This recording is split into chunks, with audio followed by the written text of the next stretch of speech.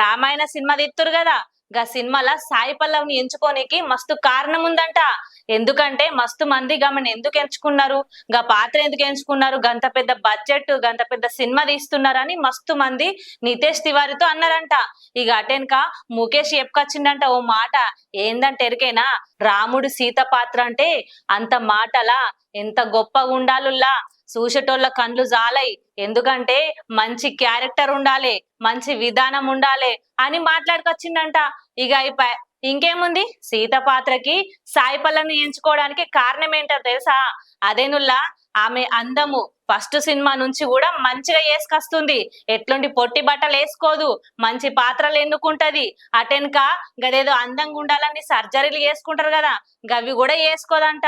ఆమె ఎట్లున్నదో గట్లనే పాత్ర చేస్తదంట. ఇక గంత మంచి గుణం ఉన్నాక గామెను గాక ఇంకెవరిని ఎంచుకోవాలని చెప్పుకొచ్చిండు.